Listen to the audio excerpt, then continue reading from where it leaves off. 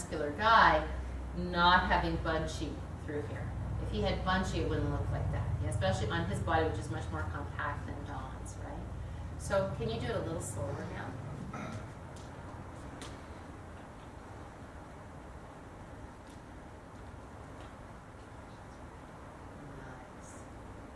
I wouldn't mind if you took your head back a little bit more, if you milk your shoulders a bit more. Yeah, and jog in a little bit. No, now you're breaking the line of the neck. Yeah? Are his feet turned in? They're a little bit turned in. Lift up. Now come up. Ouch. Oh, looks like your neck. Those are young feet. Give them 20 years. His feet won't do like that. All right, that's really good. Thanks. That was good. Nice. Nothing bad to say. Good. So again, just different body, different age, different actions that are appropriate. I used to roll over my feet like that all the time.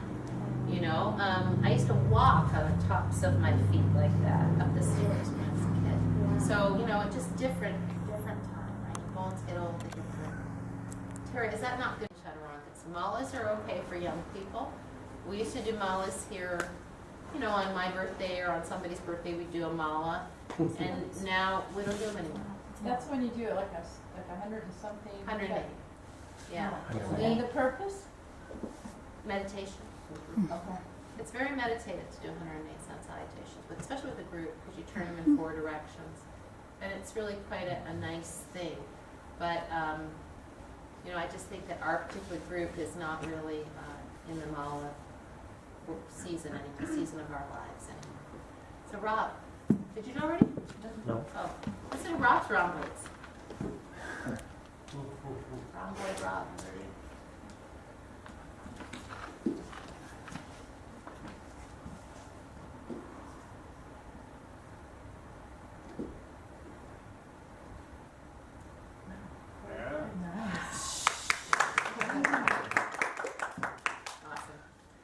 So how come these guys have such good upward-facing dogs, and me and Karen and Lisa, we have to struggle a little bit?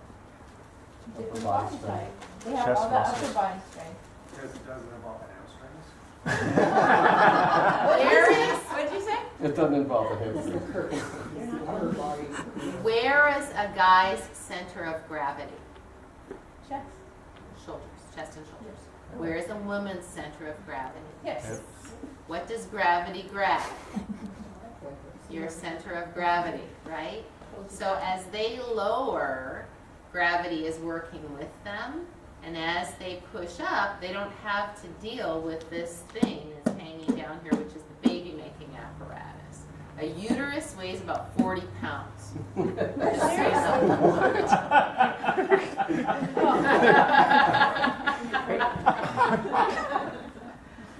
All right. Anybody else? Who hasn't done it? Everybody done it? Lori's not going to do it. Lisa's done it. Everybody's done it. Okay, perfect. Good. All right. Well, I'd like to see Darcy's because hers is really pretty.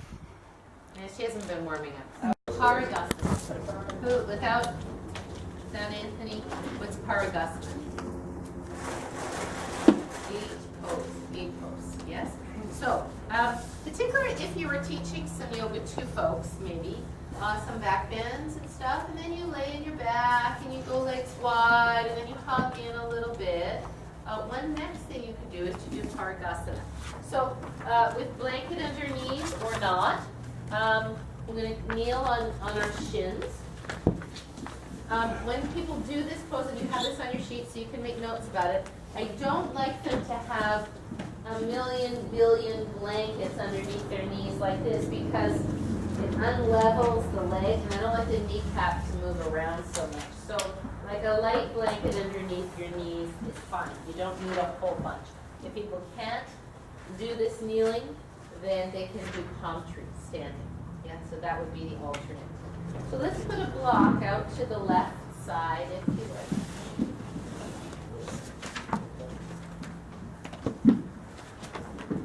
The two ways, you can make any kind of variation on it, the two main ways we do. Let's take the right leg to the side, if you would, and look and see that the arch of your right foot is in line with your left knee. So the thing is with this left side should be in Tadasana, in mountain pose. In other words, we don't want the foot to go so wide that now This leg is on an angle and you're sitting on your medial meniscus. You want to be right up straight over your shin. The other common error here is to buckle at the hip, to let the hip come back, yes? So if you think about this just like mountain pose, you want to have this hip completely open, no crease, no hinge here, yeah? So now let's sweep the left arm up, inhaling. Lifting up high first, feel your ribs separate, feel your whole sideways stretch. Breathe in one more time. And exhale, easy slide down. And as you slide down, lift up more. So you get more side stretch. Then let the head turn down the leg. And it doesn't have to be the biggest stretch you've ever taken in your life. Make it to a place where you can breathe. You can feel the expansion of the ribs. Can you wrap in a bit more, Lori? Can you wrap in more, Rob? That's, can you wrap in more, Dawn? There we go, nice. And one more breath. Now inhaling all the way up. On that one, the ribs were in a bow, yes? Now left hand down, let's make an arrow. So here we're not reaching over like the bow. We're pressing the right foot down and reaching the right arm away past the ear like an arrow. Your belly and chest facing me. Take your left shoulder, the one on the floor, and roll that shoulder back so your scapula is stable. The way this works is from, and try to bring the arm continuous with the side body. Don't bend the elbow, arm straight. If you can up a little higher hand, Victor. Aha, there you go. The way this pose works is through the action of the belly. Breathe in, ribs wide. Exhale, contract the pelvic floor, draw the belly into the spine, and press the right foot into the floor. Do you feel the activation of what muscle here?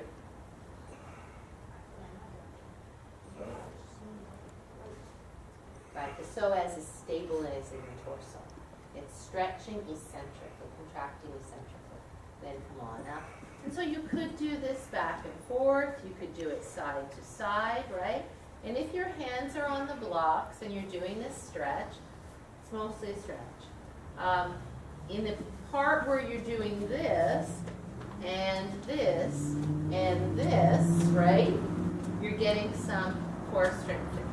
And then you can do it without the arms entirely and make it all about the core stretching. You certainly get some strength, but you're getting more stretch, but you're getting more strength.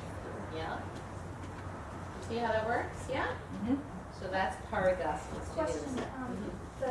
the knee is the center of the foot, like, Correct. right, okay. Just want to make sure I have the right foot. Yeah, absolutely. And the feet are like Forward. the lateral foot, but it's the back foot.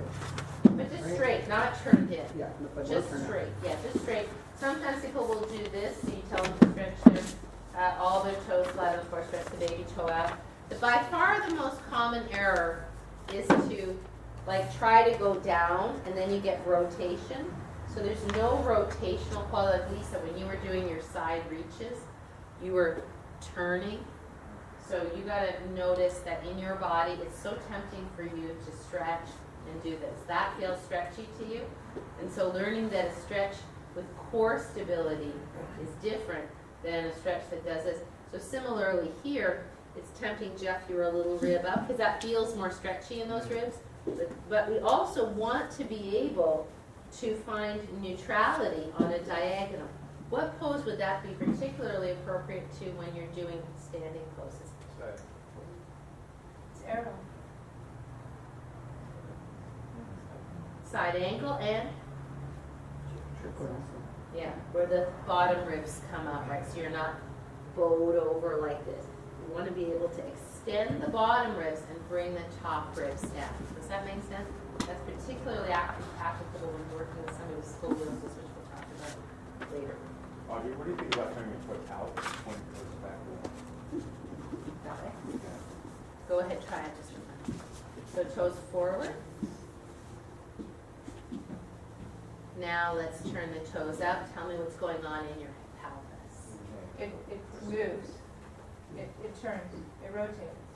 Right. Mine isn't rotated. Mine's forward. Mine moves. Yours moved. It goes forward. Yeah, So what it does shifts is the foot this.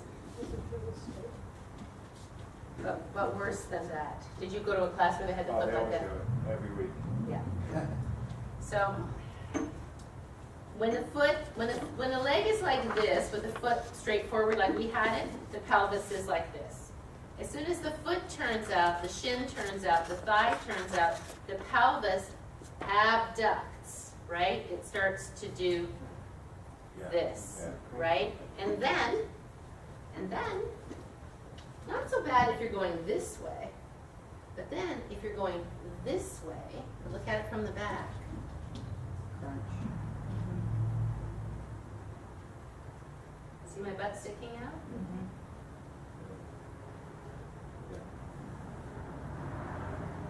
I'm exaggerating.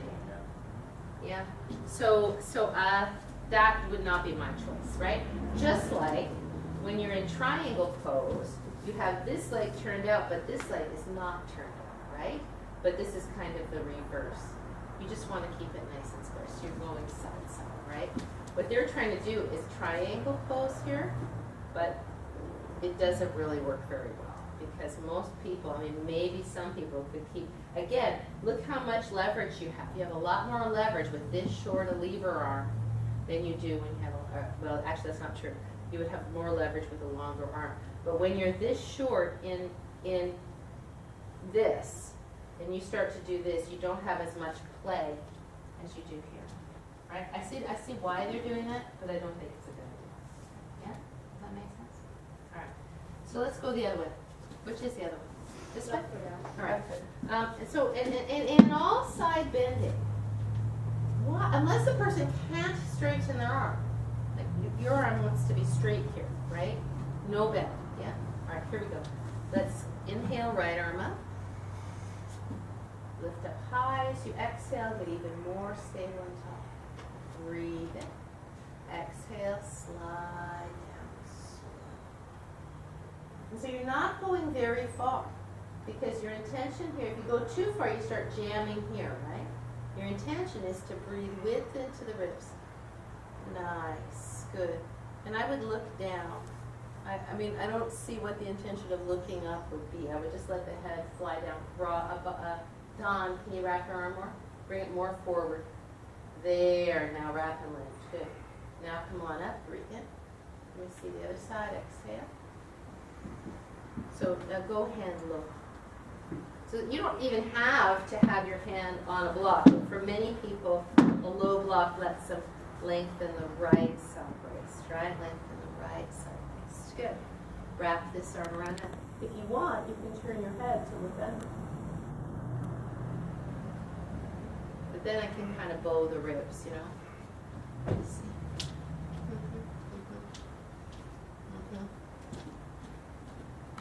Is anybody breathing? Inside your foot needs to come forward more. Good. Now it's all belly, right? There. Oh, there you go. Yeah? All right, thank you so much. Nice. Let's look at the head thing. So I like when I do side angle pose, I'm not big on turning the head up. Well, that's not true. I turn my head quite a lot. I definitely don't like people to turn their head up when they can't turn their head up. So if I'm doing side angle pose, which is the same as gate pose, right? So I have the flexibility to do that, right? If your shoulders can't get 180 degrees of flexion and you're like this, you can't turn your head up because you have to bring your head forward and scoop it up. It's not worth it, right? So the only people that can turn their heads up in any kind of side angle pose are those who can get their arm behind their ear without pushing the ribs up, right? Does that make sense? Yeah? So just for fun, Anthony, you do side angle pose. Dawn, you do side angle pose. I mean, because different shoulder flexibility. No matter. Just go ahead. Come in closer though, because for posterity, right?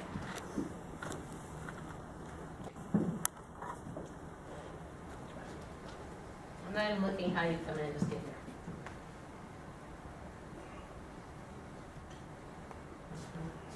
Don't go, you're a little bit too wide. Oh, there you go. There you go. Uh-huh. So he can get this wrap pretty well, and his head comes up, And you know, he gets a little bit, but not much. He's working, it's kind of his structure, it's a big rib cage. Dawn, thank you, Anthony. Pretty good, but now look up. It's just, I mean, he could, let me see, bring your chin to your chest more. Now turn your head. It still doesn't look or feel pretty good, does it, right? Right, thank you. So it all goes to does it feel right? Does it feel Should both right? looking down or straight? I think he should look straight, and if his neck gets tired, he should look down. Right? Does that make sense, everybody? So that's the general rule of thumb with head turning.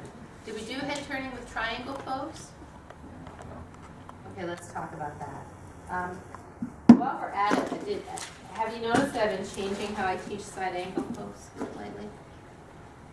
So I'm sort of tired of having people do this.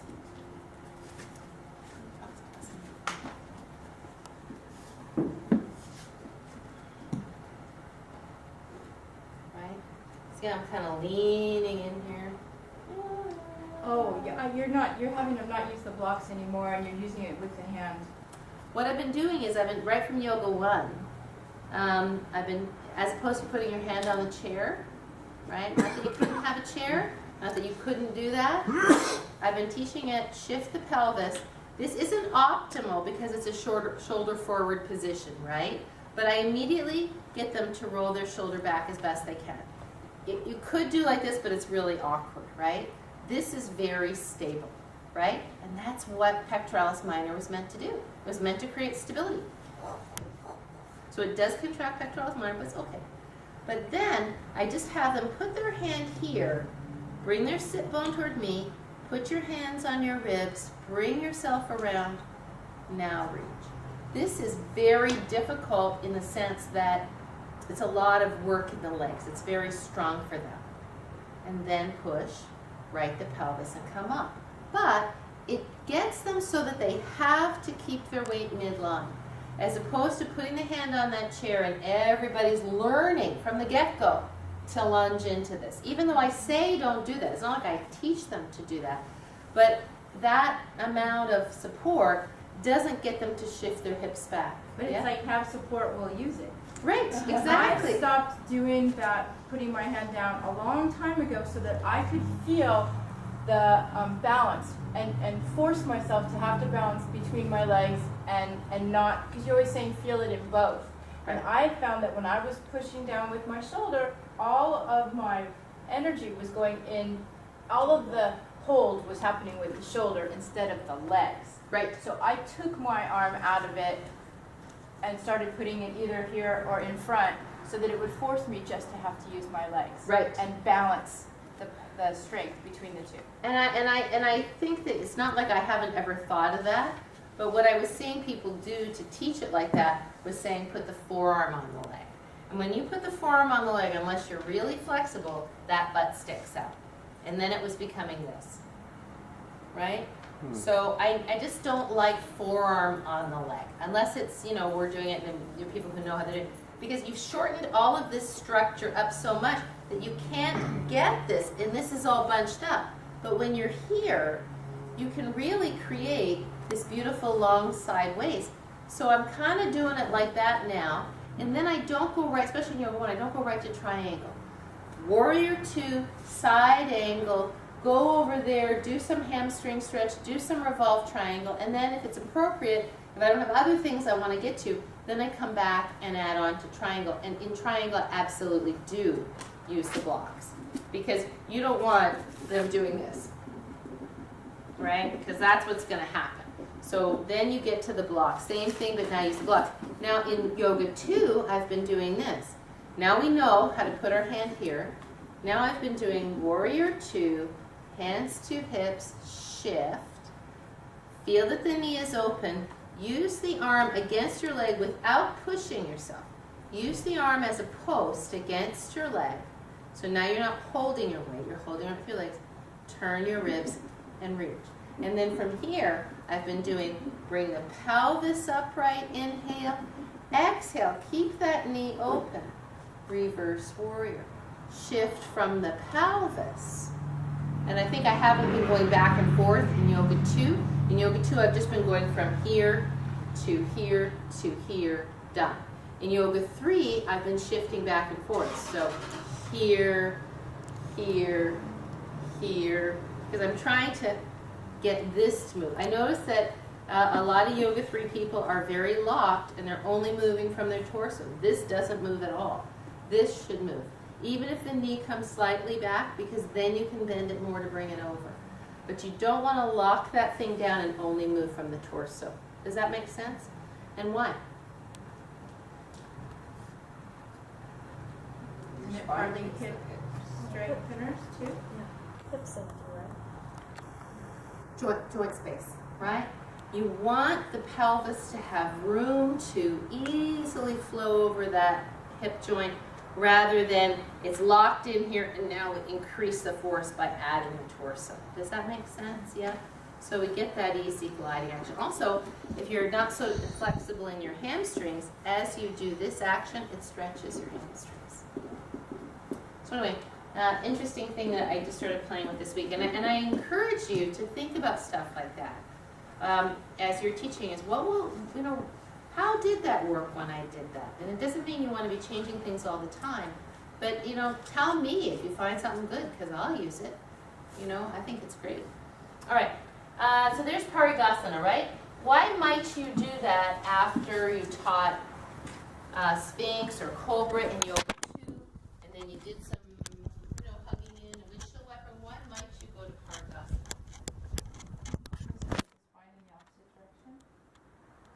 Well, the opposite direction would be flexion.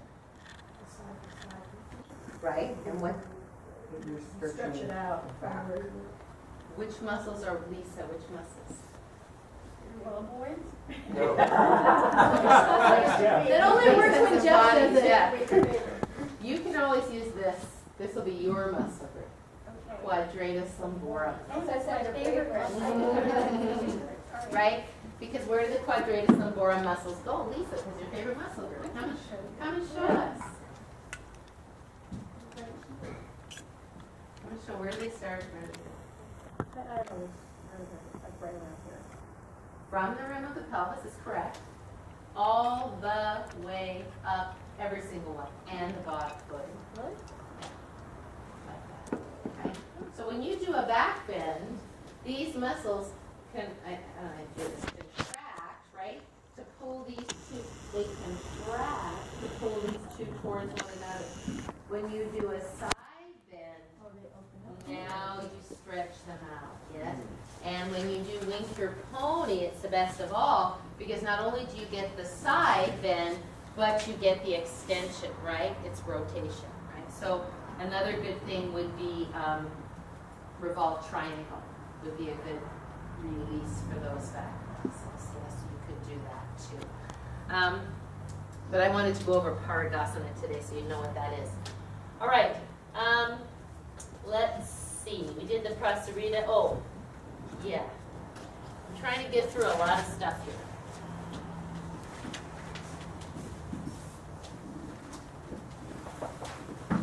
So we did Prasarita Parighasana with hands, clasp, chest stretch, variations, flipping over, spider, all that stuff, head rotation. Why I don't like this in child's pose, because some people do teach this. Does that look okay? Actually, I think it's great. This feels great. The challenge is you get all these people doing this. Do you see the problem now? No neck. No neck. You know. So if the head can be fully down, and people do that, but inevitably there's at least some percentage of people doing it the other way, and the other way is so bad for you that I'd rather not do it at all. Unless you got 3 people and you can 100% watch them and you know what they're doing. Does that make sense? Yeah. Okay, so let's work on rolling bridge. Yay. What's the essential thing you need to maintain when you do a rolling bridge? Pelvic tilt. Pelvic tilt. Good. Why? So the quadratus lumborum, which means You're a rhomboids guy. Don't let it protect your back. Why does it protect your back? Right. And why particularly in rolling bridge? Why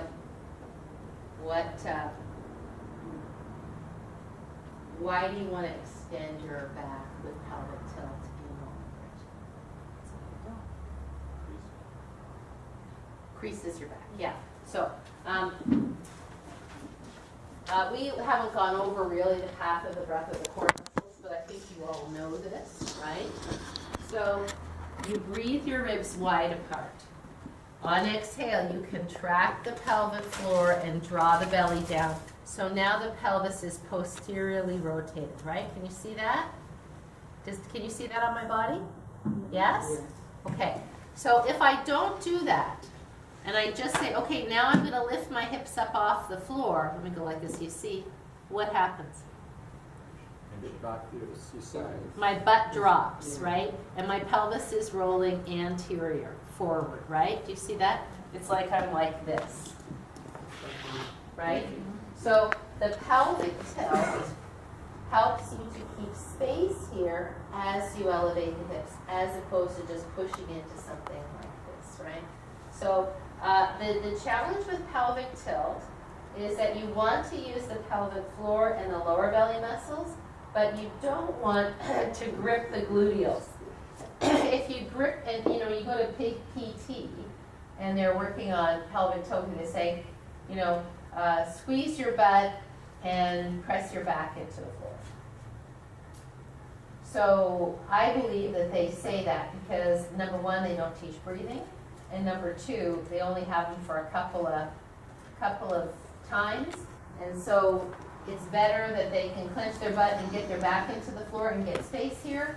Then they try to teach them the subtlety of pelvic floor and lower belly, which they probably have no proprioception of this lower belly anyway, and they don't get it. But what's the main function of, what are the main muscles? No. If I clench my butt, which muscles are doing it? Gluteus maximus.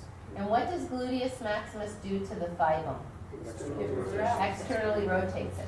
So now, if I take that to the nth degree, I clench my butt and I lift up, what am I doing?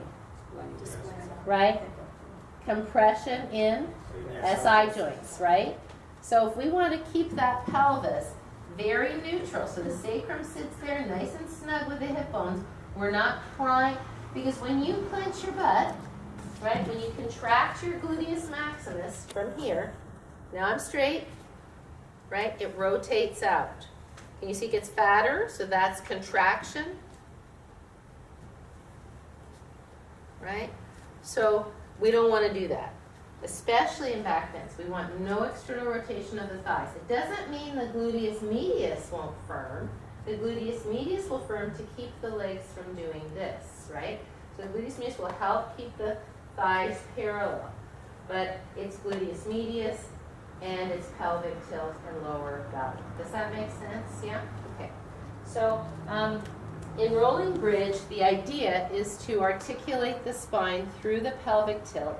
We start with our hands down, shoulders down.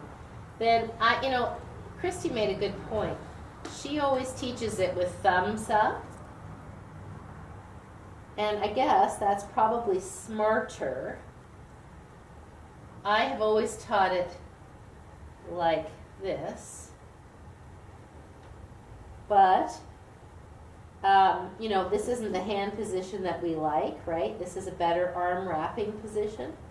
So maybe that's better. I don't know. Somehow part of me says, if you're like this is impinging. You want to be like this for sure, right? But when you're up like this, I don't see that there's that much difference, unless you have a shoulder injury.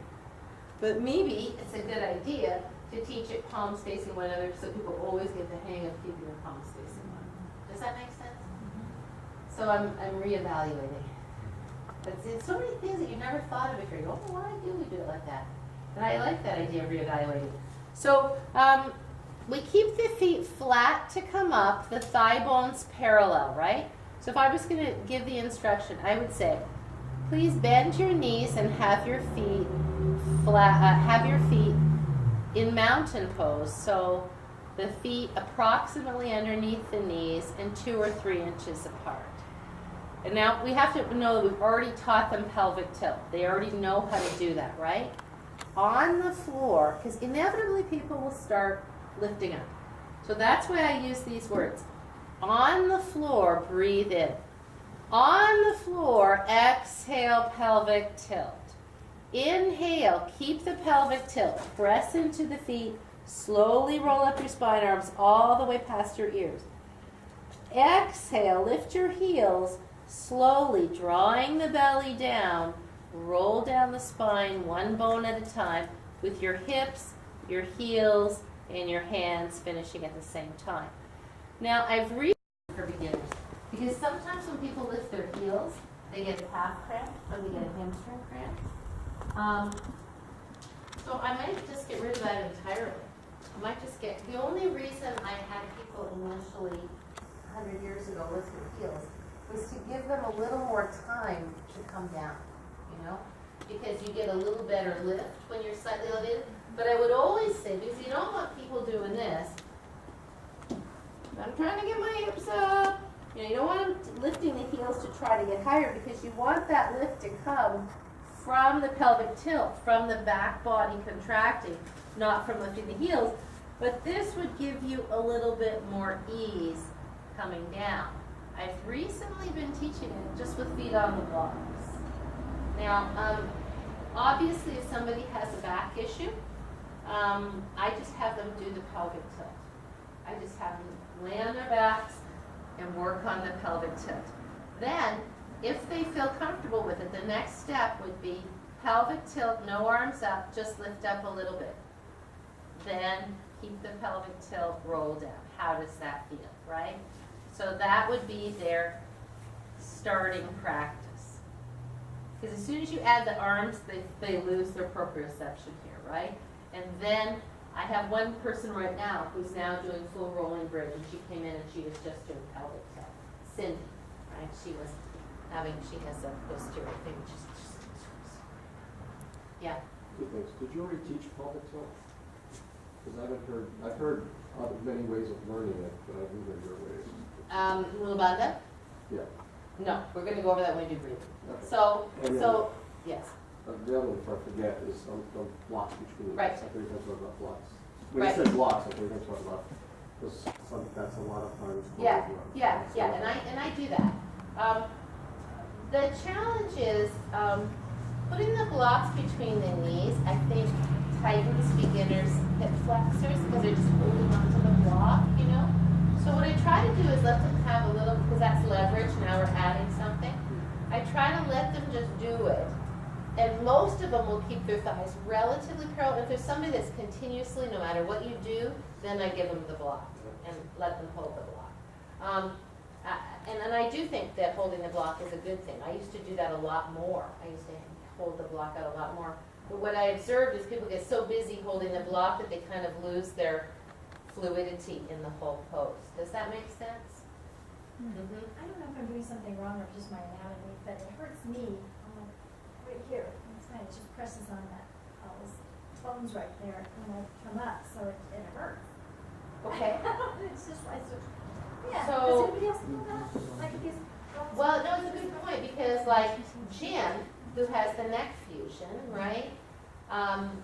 We kind of worked on that because he found that if he had to really find the right placement of his chin to have his arms come up and then decide maybe his arms didn't come all the way over That's his what I was head. wondering. Maybe you I should know? just not try something. So if it's not just pressure, like oh I feel it. If it's pain, like inside, Well, not it's just the sore pressure. later. I mean, it's like it's And they would feel it after. sore and Right, and that's where it's so tricky to ask somebody, like, what do you mean by pain? Like, what does it feel like? Because honest to God, when I ask it, I'm not challenging them saying, well, it's not painful. But for some people, like just having an elbow on the floor feels like pain to them. It's just unfamiliar pressure. It's not necessarily dangerous. So I'm trying to determine if it's dangerous. So if you feel it afterwards, or it's, it doesn't feel dangerous. It just feels very uncomfortable. Like I'd rather Right. not do that. sure. Now, what if you put a blanket, not, because you don't, on rolling bridge, you don't want a blanket under the head. Why? because it's gonna squish your neck. Right, and as your chest comes up and your chin is down and elevated, you're flattening your cervical curve, yes? So in rolling bridge, you're not really flattening your cervical curve. See, I don't even have a cervical curve, but in general, if I had one, my neck would still be okay. You know, does that make sense, right? So maybe, Lori, your chin is down too much because that certainly puts pressure on my neck. Let's just take a look and see. Can you do it? You know, if I put it in my head, you would. Well, yeah, Take it the away difference- from yeah. you. No, I mean, like, you know, if somebody's in pigeon and their back knee is bony and they can't concentrate on their pigeon because their back knee feels so uncomfortable on the floor, then stick a blanket under there. There's no need to. That's an easily fixable thing. So if it's just pressure, probably like me, maybe you have a little. Do you have a reverse cervical curve? I don't know, ask them. We could figure it out right away. Okay.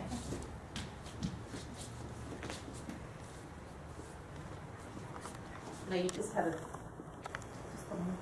a big C7 and a little bit more protruding here in the T1. Yeah, can you feel that? Oh, yeah. It's a little bit That's what protruding gets, right that's what here. gets, it's like a bruise, that's what it feels like. Yeah, yeah. So you can Yeah, see so where it's that not would be like- the case, right? So if she has her, go ahead, chin down.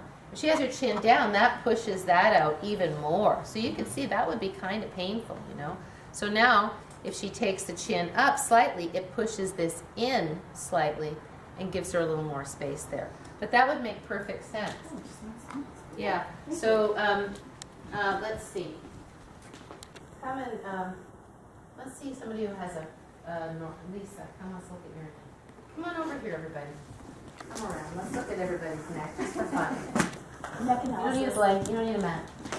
I just want to look at your neck. Oh, you want me to hold it? No, I just want to look at your neck. This is You wanna look at that? educational. I know it's This just is kind of- interesting this is because educational. everybody's got different necks.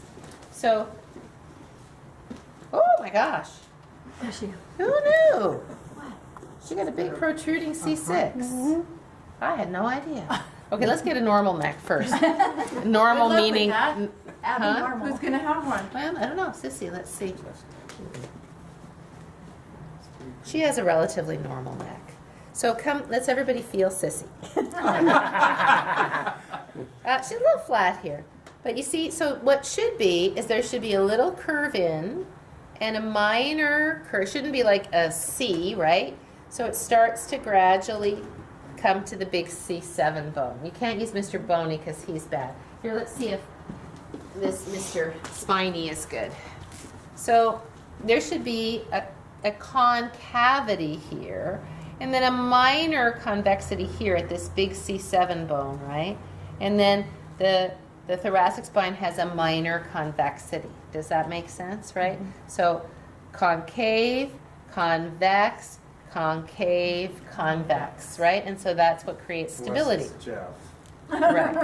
All right. So feel Sissy's neck, and here we'll line people up. Okay, Sissy has a pretty normal cervical curve. Let's get Jeff. You stand here for a sec. Oh, he has a very nice cervical curve. That's where your lumbar went. C7 bone. But see how that's just a nice. You can just feel it. It's I good. mean, you can just yeah? see it from here. Yeah, yeah. Then come Lisa. And when you feel her neck, and we're going to go down the line, you're going to feel everybody's neck. I can use a little neck roll. You're going to feel that her neck goes in, but then she's got a big bloop here. C6 sticks out, and C7's kind of concave. So, like for you, this is what I would do. I would lay with a towel at the edge of my bed, and I would lay back over the towel and encourage that C6 bone to go in. Because, especially since you work at a desk a lot, it would be easy for that thing to protrude more. Okay. And then you can come around and you can feel my neck. So I have a protrusion at 4, 5, 6. And you'll see that I have a curve here, and then mine goes out. Where hers is, all of that sticks out, yeah? Let's see, Lori. I'll be at the end.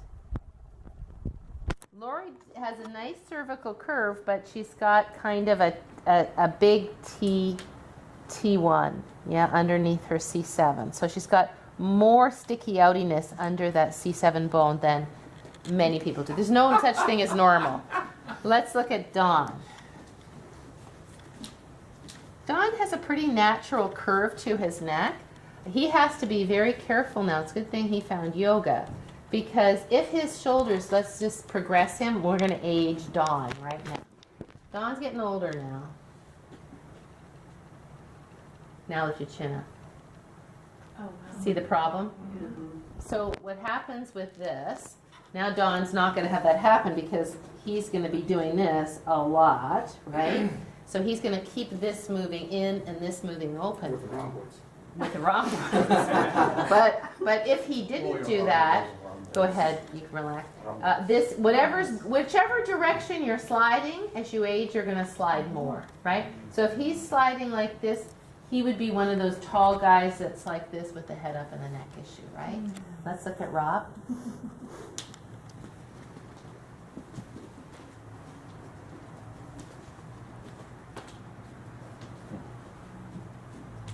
Yeah, pretty good. Pretty good. Yeah. I'd say it's good neck. Let's see. Show us how it's supposed to Oh, Anthony has a beautiful I neck. was gonna Oh, wait a say, minute. show Does it us how it's curve? supposed to be. Does it curve? No. No. No, pretty good. Yeah, it felt good. I just thought I felt a little curve there. No? Okay. Good. Anthony got a good neck. Karen, let's see yours. Karen didn't have it. Actually, just a hair there. So she has a big C7 T1 protrusion here, right? So this is, again, she's one of those people for whom, because this is just the way her thoracic, she has a lot of convexity here in the upper thoracic, right? Did you have a parent like this? Yes, her father. Yeah, and your daughter has the same thing, right? So so this is structural. This came from her parents, right? So all she can do at this point is the same thing, is this. Me and Gordon and I work on this. Right. He works a lot on getting Opening my that. shoulders back and the thoracic down. Right, right. So all this down and forward, this open, right? And so she's good because like anything like this is fine. She can live with that forever. It's only if it progresses that it's the problem, right? Okay, Victor, let's look at Victor.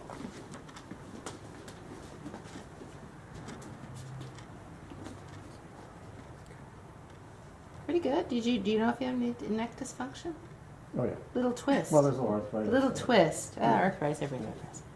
Little twist here. It looks like this is set off a little bit. C6 Right. is set off a little bit to the right of C7, maybe. Well, that too. Yeah, There's a yeah. lot. I would say that he has just a little bit. You know, his neck isn't perfect, but it doesn't matter. It's not bad. Everybody's got wacky stuff in their neck, but it's not completely. I've been a alone. pain in the Yeah. neck. Yeah. Let's look at Kara.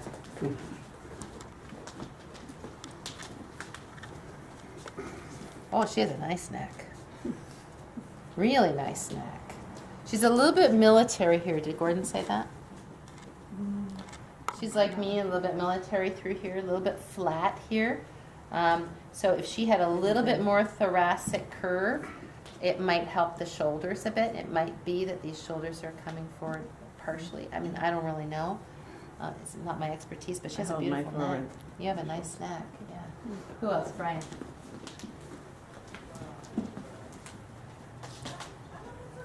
You've got a nice neck.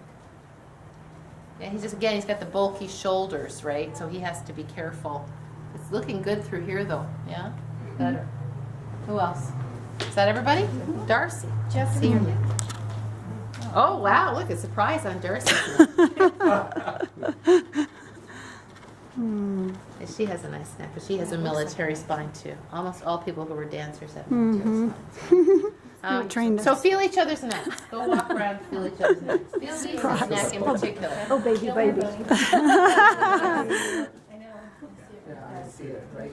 Yeah. This is where it's bumpy, yeah, right there. That's what it feels like. Yeah, I have that too. And the left, that way? Yeah. Okay, and then go forward. Bend forward, flex your neck forward.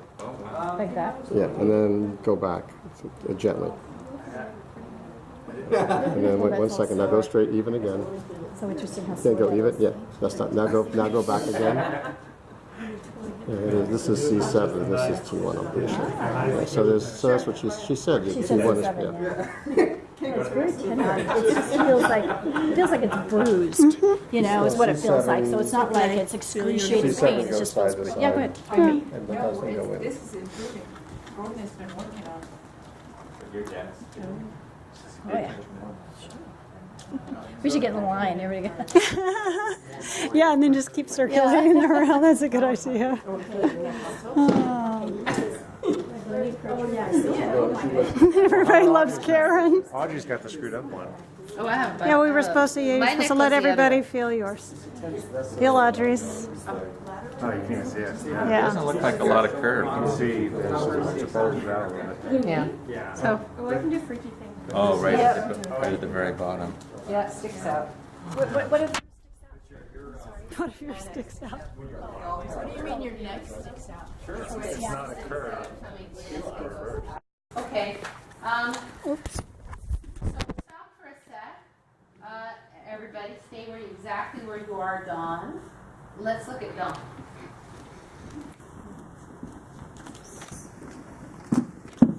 Come from the side, Darcy, if you like. Go ahead, Dawn, if you would.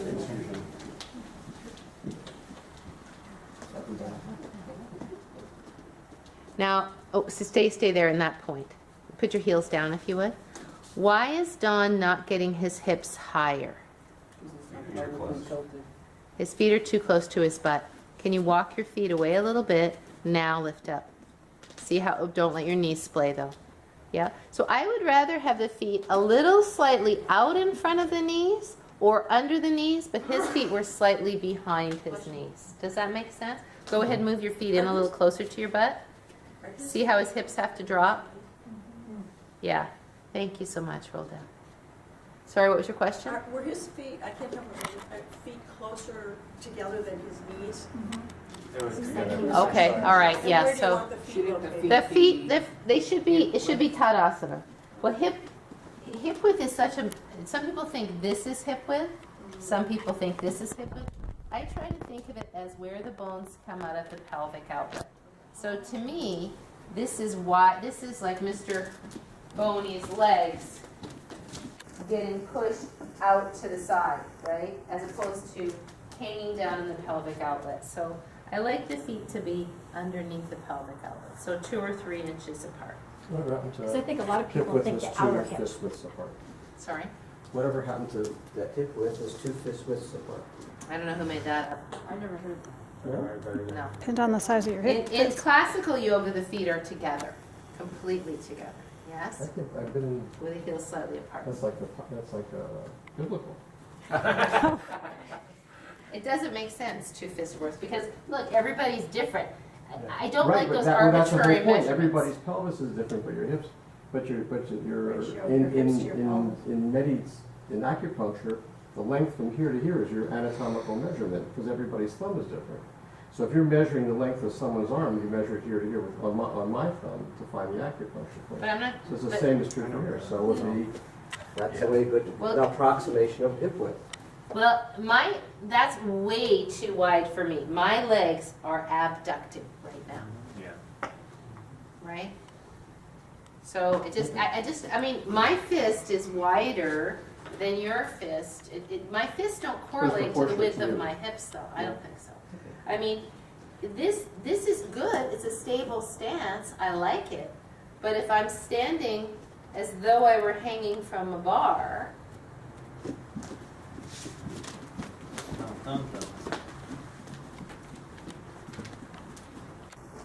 look where my feet hang. Wow. Interesting. I have to use muscular effort to bring my feet here. Now my feet are hanging. They're about 2 or 3 inches apart. That's the natural angle of my thigh bones in the hip socket. This is abduction. It's taking the leg away. It's not terrible. It's a stable stance. But if I'm going to go that stable, I'm going to go this stable, yeah? And the reason I don't like it for rolling bridge, I definitely think Dawn's feet were a little too close, you're correct, is that when people do this, well, first of all, they do that, and then now their feet are too close. But when they do here, they're doing this. They're using this. This doesn't get so much work, right? I'm stabilizing with my outer quads. When I come in a little bit, now I have to be attentive to activating through the back of the inside of the hamstring. So I don't like the feet that wide. I like them a little bit closer together. It's natural to the human body. So that's why. That's my justification. I know, that's what you heard, but I don't get it. Do you say your fingers should touch your heels? Sure, sure. Fingers touch your heels? when you're What, in 2 fists? Or one, just depends. I've also heard toes together, heels out, feet together. I just go with yours, number 11. Yeah, number 11 could be a wide 11 or a close 11, right? When you're down, do your fingers touch your heels? When you're down. No. Again, that's proportion, right? No? I think it's the positioning of the feet. I would assume that everybody with different, like, see, if my fingers touch my heels and my feet are behind my knees, right? I like you to have to negotiate your balance. The wider you get, the more stable you are. Just like if you're here, you have to negotiate the balance a lot more than if you're here, right? This is more intrinsically stable than that, right? So when you come up and your feet are in line with your pelvic outlets, you have a lot more core negotiation to do. If your feet, and I actually can tell you about a student that I have who, one of the ones that got injured kickboxing. So I was teaching her to do pelvic tilt, and she's so unstable here that when she does a pelvic tilt, her pelvis goes one way or the other, because she doesn't have this stability through here. So if she puts her feet here, then she can pelvic tilt no problem. But then she doesn't learn anything. When she brings her feet closer, then she has to really activate these muscles. Similarly, when she comes up, she would kind of lift like this. So I put her feet wider, now she can use this to come up. Here, she has to learn to use these. So I have her put her hands here and see if she notices one hand shifting and nothing moves, nothing moves, nothing moves. Does that make sense?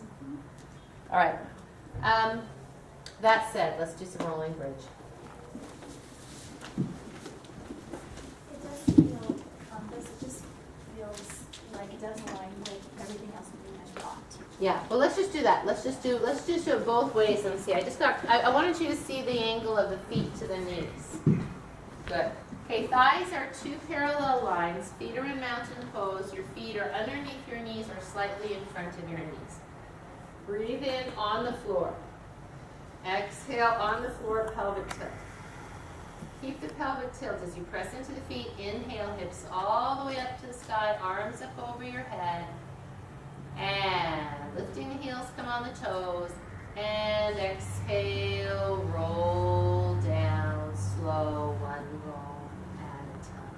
Good. Now this time, take your hands flat so your knuckles are on the floor. On exhale, pelvic tilt.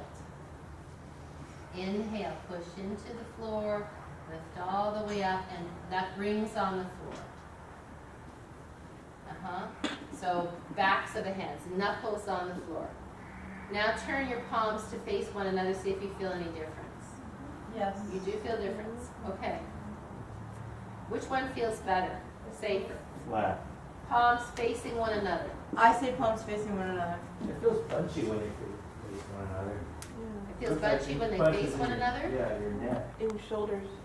When they face one another, your palms face one another, it feels bunchy. Yeah, and neck feels But tight. Kara, you're saying it feels better. Well, you know, I've always done it this way, so maybe it just feels normal to me because that's how I've always done it. Well, you guys tell me. It feels better to me, it feels engagement without too much pressure. With this, I don't know, my body is hurting right in here. It's more bunchy when you're flat. Yeah. Really? But you can do Like this only if you spot. bring it over from the top. Now it feels more open, but So it'd be straight. Well, you know, it's a tricky thing because, it all goes to keeping people safe, right? And also getting the most benefit. But can you watch me for a sec? You have to Yes, wrap your so- arms, I think, if you come back like that. A little bit. Right. Right. That's It's whole the point. intention. Yeah, and Yeah. that's why, you have to wrap them right from the get-go. Because you don't want somebody laying here when they should be doing this, right? And then now they get this, and they're doing this, right? Because now that's definitely impinging, right? You know what I'm saying? And it's not wrapping, so I'm not getting the lat stretch. The only way to make this work is if you're like this. So if we're letting them do it like this, going up and down, if I just do it for fun, do it like this without lifting your hips and see the difference. So don't lift your hips, hands down, palms down. Palms down, there you go. Now take your arms straight up and then bring your knuckles to the floor, don't wrap. You feel pinching, right? I do. And then the arms all the way back down. This time, thumbs up, wrap, and take the arms straight back. And it's better, right? Definitely. Better wrap. So maybe I got to start teaching it that way. This is how you teach it. No, I don't. I start to teach it with the hands down. Yeah. I think I just teach it anyway. I just say bring your arms up. I don't think I've ever, really made a point of how the arms go. And in my own practice, Christy and I teach it I that do way. it like this, right? Christy and I It teach doesn't hurt both. me, but I could do it like this.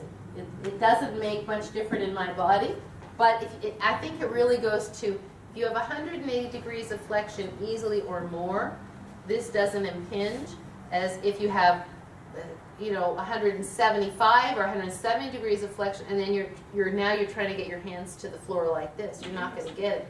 But if you go like this, you'll get a little more movement because you'll get this bottom teres muscle released. Does that make sense? Yeah, this reinforces mountain pose, Yeah. side angle pose, everything you're teaching us.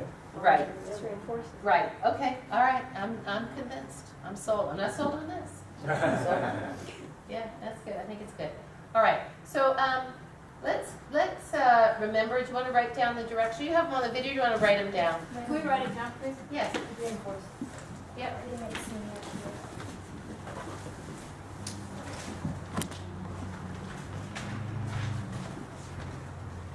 All right. So from your back, bend your knees, feet. Bend your knees, feet flat on the floor, and 2 or 3 inches apart. The reason I don't say even 3 inches apart is because then it'll be 6 inches apart. So your feet are in mountain pose, or your feet are in line with your sit bones. The thighs stay 2 parallel lines in this rolling bridge. They don't make a V shape. Now, of course, you will have demonstrated all this beforehand. So the idea in rolling bridge is to articulate the spine bone by bone coming up and bone by bone coming down. On the floor, breathe your ribs wide.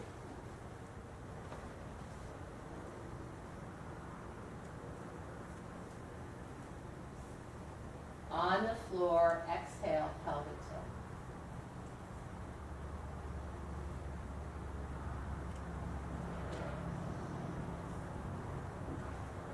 Keeping the pelvic tilt, inhale, push into the feet, taking the hips up into the air, and taking your arms all the way back over your head to the window. Right here. Can you repeat that, please? Keeping the pelvic tilt, Inhale. inhale, press into the feet. Taking the hips up toward the ceiling and your arms over your head and back toward the window. Stop. I'll say it again. I'll say it again. Keeping the pelvic tilt, inhale. Press into your feet and taking your hips up toward the ceiling and your arms up toward the ceiling and back toward the window. I mean, it's going to come out some variation of that.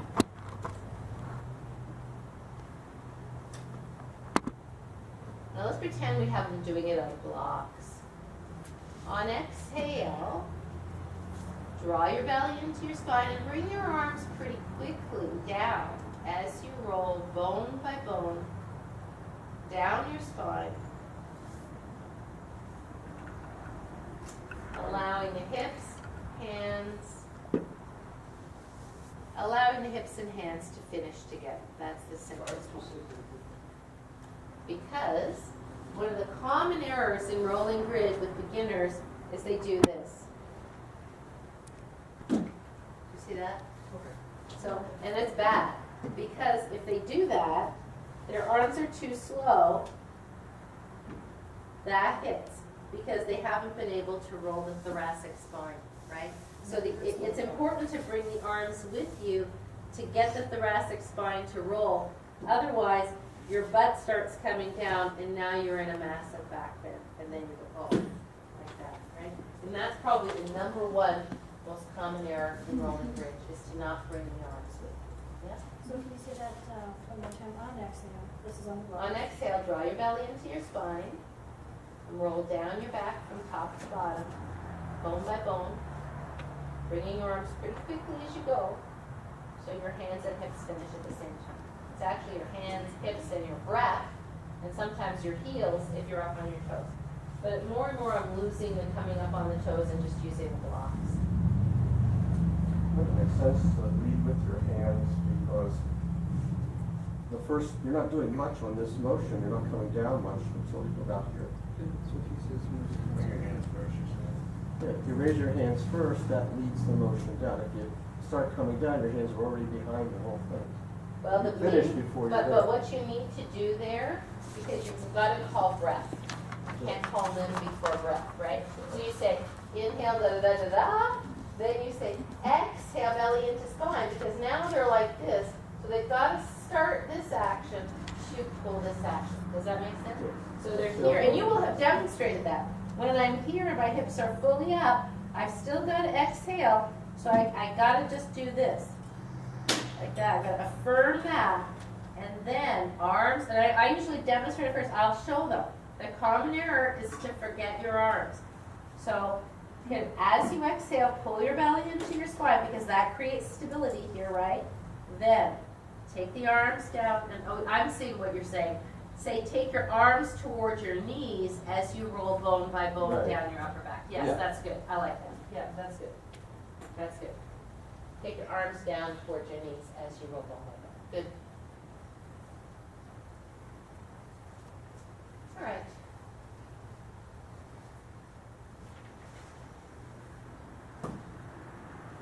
So, I want to go over stage 2. I want to show you stage 3 and 4. We created stage 4 on Saturday morning at Rolling Bridge, didn't we, Anthony? Rolling up and down? One leg? Yeah. Oh, yeah, that's good. All right. So, and you do this, you guys do this in your own practice and practice it, and then you can practice teaching it to your study buddy too. Because right now we're just getting all this information, and then you have to practice saying it, right?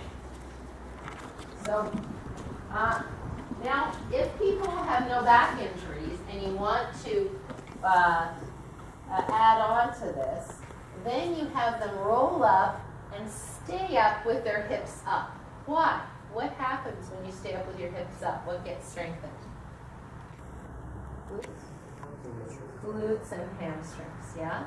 Because in any kind of a back bend, the front body is stretching open, and the back body is supporting specifically the heavy pelvis, right? So now, I have this slip on this one. As I come up, if I stay here and affirm the pelvic tilt, I'm preparing myself for later for Setyabandha Parighasana bridge pose, and I'm strengthening here, yes? Then roll down. So sometimes I'll do with Yoga 2 people. In Yoga 1, you learn rolling bridge. You learn pelvic tilt and you learn rolling bridge. That's Yoga 1. In Yoga 2, if you have no back injuries, and you only learn rolling bridge if you can do it, you learn to stay up. Yes? In Yoga 3, you learn to pick one leg up, right? What changes when I do this?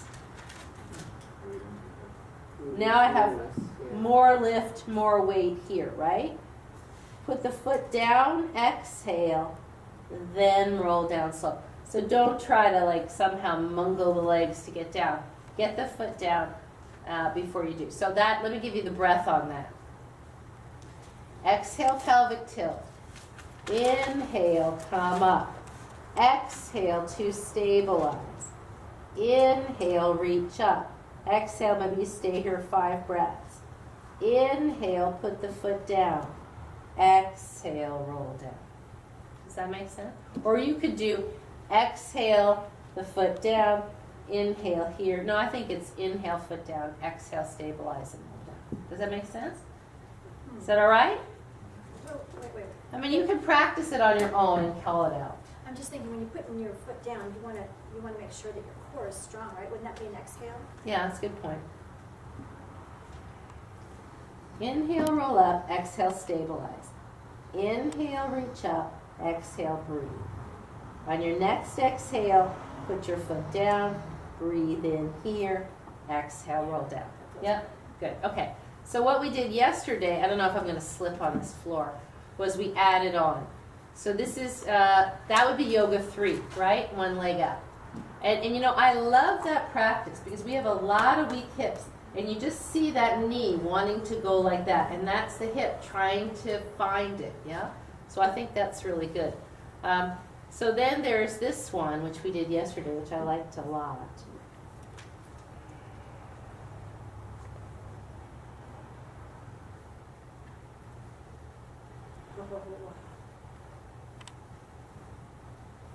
I'm trying to articulate. Oh, we took the arms off a little bit. So that, because I can't articulate my back down with my arms like this, right? So, when did you do that? What time yesterday? Saturday morning. Saturday morning. Yeah. I think we kind of arm straight on. I don't remember it like that. Did we do that Saturday morning? Yeah. We did. She's, I think she's confused about the arm. We're confused about the arms. I think we lifted the arms up a little bit. I liked it a lot. Very good work. You weren't there. No, I You was were there, there. Anthony. I was there. Then it was But Thursday. he wasn't there. Oh, was it Thursday night that we did that? No, we did it Saturday too. We did it Friday and Saturday. We did the same thing Friday in the 3 class, and then you did it in power yoga. The rolling up and down? I don't think so. I wouldn't do that in that 3 class on Friday. We did something with the, you did I did the the, 1 leg up. we did have the The one one leg up, but not the rolling up Okay, and so down. that's where I'm confused, because we just did the leg up, leg down, the other leg up, Yeah, leg down. yeah, because that's yoga 3. The rolling up and down, if I already see that people aren't strong enough to hold 1 leg up, they're struggling with that, I'm not going to add. For those people like Francine, she could stay there all day with that leg up, right? So we give her a little bit more to do. Yeah? You want to try that one just for fun? No, you don't have to, Lauren. No. And we use it with our feet on the blocks, right? Feet on blocks, yeah. Hard to do without the blocks. You can, but you have to have very open. And Anthony can do it without the blocks. Why? He has open psoas in the front. It is open quads and psoas, yeah. 30. He's 30.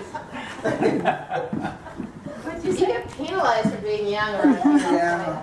How old are you? I just turned 30. Oh, jeez. Maybe. You're young enough to be my We have to have child. one young person, for heaven's sakes. Carol We used have to be our a young ranch. person, now she's getting old. Yeah, I know. All right. All right, here we go. So this is going to be 1 leg up. I'm going to call it. On the floor, breathe in.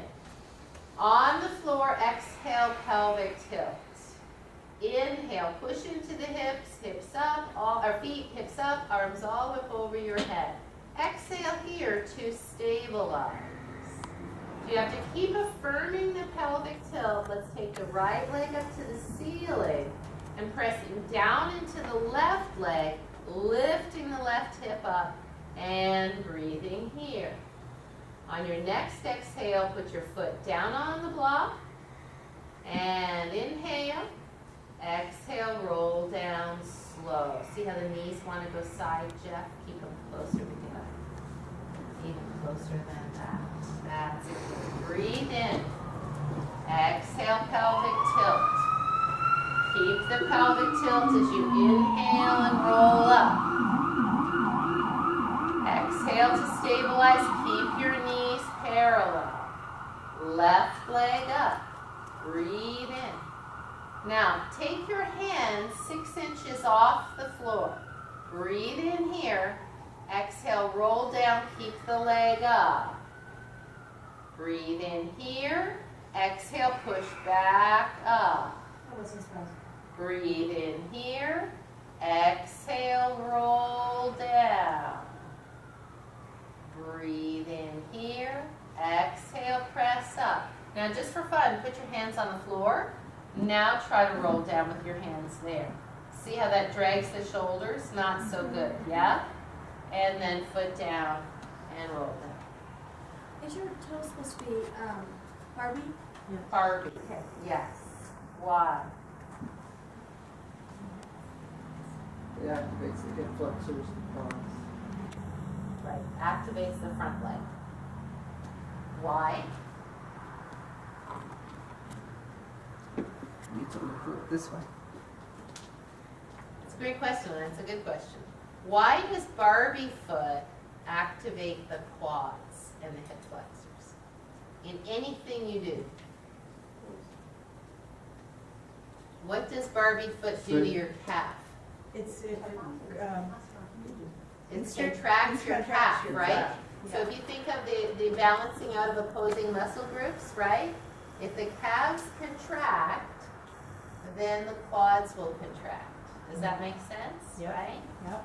Once it's stabilized, Right, exactly. So if you have a Ken foot, just for fun, do it. It's a little different. Your quad can contract, but it's a little different. You don't get the reach up out of the hip. Take your legs straight up without lifting your hips, and take a Ken foot, and now press a Barbie foot and feel what happens. Do you feel the space that happens in the hip? Yes. Right? So that's what we call in Iyengar charging the legs, pressing the Barbie foot. I don't think Iyengar ever called it a Barbie foot.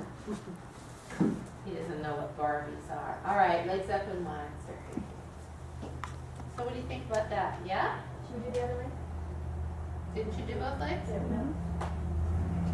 Some of us did. We did it this hard. Oh, well, that's all right. You just want to do that because you want to get ready for bikini.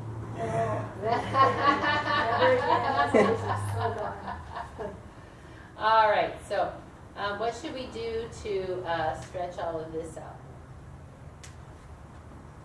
Well, this rolling bridge. What would be a good counter pose for this? I like windshield wipers, good. But right after you're done your rolling bridge, what should you do? Hug in and roll around.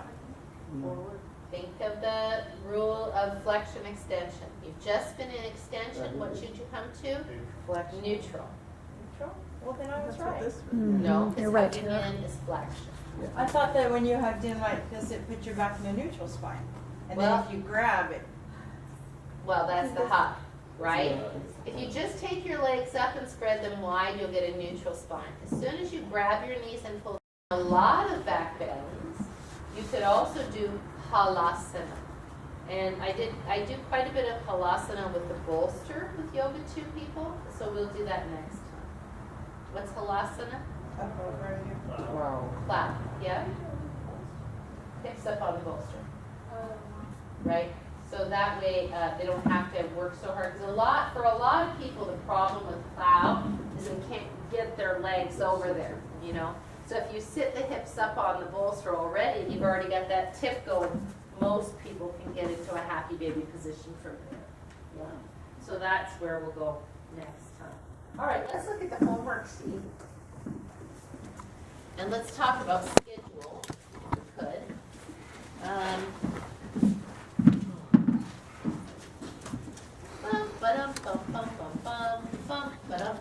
Where are the homework sheets? I don't have.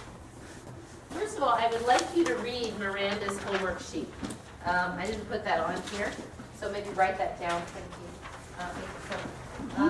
Because I'd like you to see the variety of language. She didn't always get everything she could possibly say, but she really attempted to get good language in there and good humor.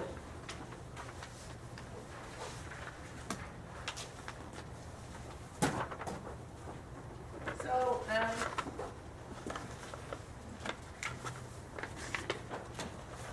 we didn't really go over hands-on adjustments from things today. Upward facing dog, cobra. We should do that. Let's make a note I'll make a note that we need to go over that. Some hands-on adjustments, right? Okay. I would love you to continue to assist, at least 2 classes a month, please, because pretty soon we're going to start having you teach small sequences. So I like that presence in the room. I feel like we got a lot of people jumping in at first and then it kind of dropped off. So, and I'd like you to go to a variety of classes. Try, if you can, to get to an ultra gentle. If you can't, that's what it is. Another way to get in a more gentle class is the yoga one on Saturdays, right? That tends to be a pretty gentle yoga one. Try to come to some of those, because now I'm not going to see you till April the 12th, right? Oh, and you won't see us? April 12th, that's we're in LA at the LA Convention Center for a 3-day volleyball tournament. Okay, well then, I mean, that's, thank goodness we have the video. Thanks to Darcy. If you haven't completed your sequencing thing, your 20-minute sequence, please do that. But I'm assuming that those of you who have done that, and just please, I appreciate your patience in me getting this back to you. I'm doing the best I can. Please come up with a Yoga 2 warm-up for teaching A-series sun salutations with your steady buddy. This might take you all month. You know, it doesn't have to be done tomorrow. Because what I'd like you to do is basically say, we're going to start a class, and 3/4 of the way or halfway into the class, we're going to teach a sun salutation, right? What am I going to do before that? What elements am I going to choose before that so that everything is done and I'm ready to teach that A-series sun salutation? Including the chaturanga, right? Right. You can tell me, well, I'm assuming that we've gone over chaturanga in another class. Because it's not like you're going to go into, and this, yoga 2, again, this kind of thing where you're teaching the forward part and stuff, you know, it goes to the age group, right? So I'm thinking more like yoga 2 in the afternoon type class rather than yoga 2 in the morning type class, which they probably would not do an A-series sun salutation, you know. We really don't do that. But it's for people who are going to move into yoga 3 kind of thing. So it's kind of a 2-3. Does that make sense? So you could tell me in this, okay, well, we're assuming that they know how to do a chaturanga. But they still have to be warmed up for it. So what things are going to happen in the class beforehand to warm them up for it? Does that make sense? You also have to think with a culminating pose that you don't want them to be so tired by the time they come to it, or so they had so much to do beforehand that they can't focus anymore. So like half, if you're doing a culminating pose, it's usually between half and 3/4 of the way. Is that 2/3? It's between half and 3/4. 2/3. Okay, yes. About that far along is where that would happen. Okay, and then I'd like you to look at the A and B series sun salutations that you have and add the breath cues. I'm going to ask somebody to call the breath cues on it, and I'd like you to do it 2 ways. One would be the way you would do it if you were a level 4 student, and one would be the way you would do it if you were a level 2 student, 2-3 student learning it. So the breath would be different. Do you know what I'm saying? I'll tell you. 4's going to flow through the whole thing. Every breath. 4 will move on one breath, everything. 2, there'll be a pause. So for example, we didn't go over, you can't do B, so we didn't go over this part of the sun salutation today. Did we even do sun salutation today?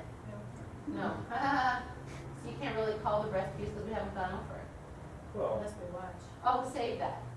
Save that then. Yay, one less thing to do, huh? Save that. We'll get to that next time. Okay.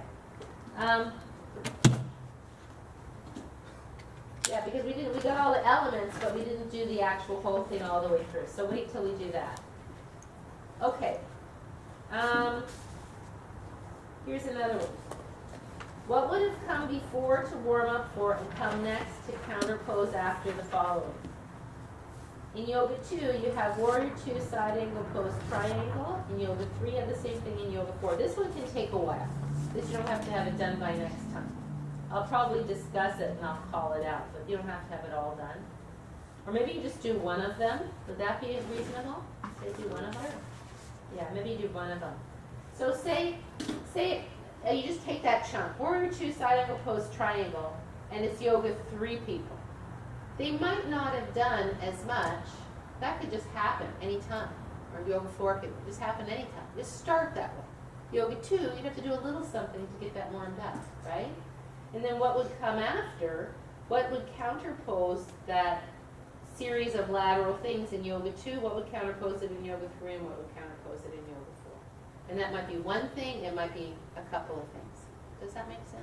Because what I'm trying to do, Darcy and I were talking about this, is there's no one rule book that says you do this pose, you follow it with this pose. It's an understanding that if you're moving in this way and contracting these muscles, at some point in the not too distant future, those muscles are going to have to be released.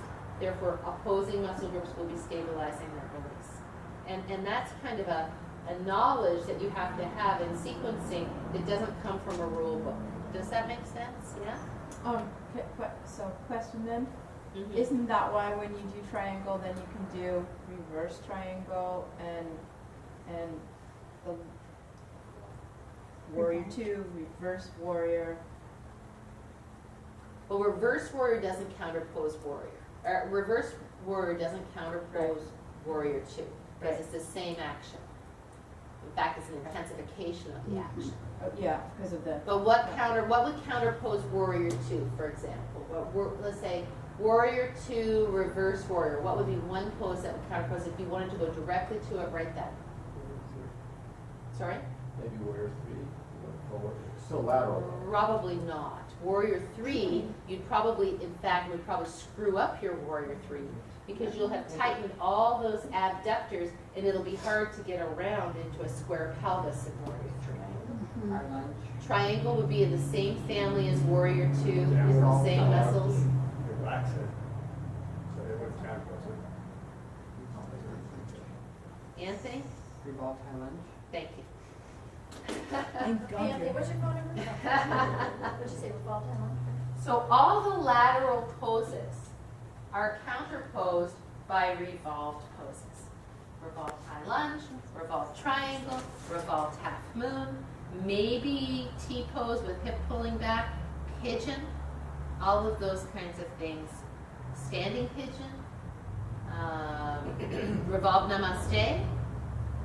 If you're turning the torso away from the body, right? You're contracting all of this to open this, then at some point in the not too distant future, you got to turn the torso toward the body to open the outside of the hands. Does that make sense? That's the natural counterpose for lateral poses. If you come from here to warrior 3, now you figure all of this has just contracted, it's been pulling you this way. Chances are you're going to be kind of like this in your warrior 3.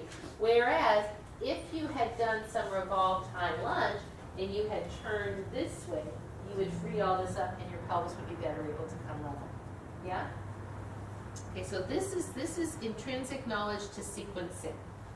I just gave you the answer. Now you just have to pick. Okay, crescent pose to hamstring stretch to T pose. This is what I'm now calling warrior 3 preparation. I'm calling it T pose because you have to make a T. And as soon as you say warrior 3 preparation, then people are doing this because they think warrior 3 is better and harder. Let me do the whole thing, not just a preparation. I'm trying to take preparation out. So what would come before that if you were an advanced student? What would come after it, and before and after if you're an advanced student or a more beginner person? And then Vini Yoga as a culminating pose for Yoga 1. So we know in Yoga 1, there's a lot of reasons you might not start with Vini Yoga. In Yoga 2, you're assuming that people are able to do that or know how to modify for it if they're not able to do it. But in Yoga 1, Vini Yoga is something has to happen before you do the Vini Yoga if you choose to do it. And there would be some reasons that you might choose not to do it. So I'd like you to think about why that might be. I think we've talked about this before. Yeah? So this would be good. I think that will be good homework. Does that make sense, everybody? All right. So we know that we're going to meet April 12th and April 19th. And then it was a little tricky on the May situation, because it seemed like from those who were reporting, I'm not sure if from everybody, there's, let me get my calendar, there's Mother's Day in there, it's no good. There's May 17th where I'm teaching the retreat, so I can't be there that day. May 24th is Memorial Day.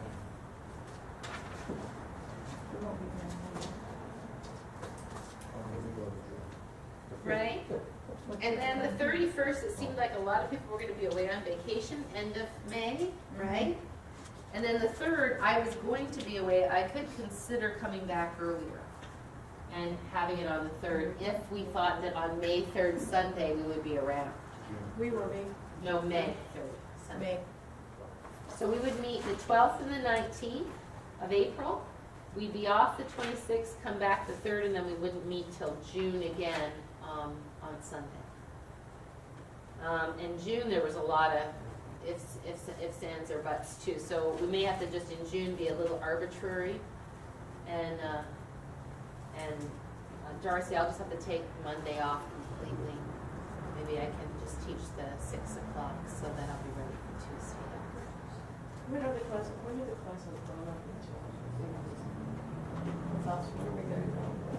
Yeah, that's where I'm going now. So that Darcy and I were talking about this, 2 things. One, we thought that maybe what we could do, because I'm going to be done teaching mindfulness here Tuesday nights on the 31st of March, and maybe we'll go to April 7th. I usually throw in an extra one. So the Tuesday night slot will be open. And I know some of you just can't be here Tuesday nights at all. But we thought that what we might do is make Tuesday night a practice teaching night. And so,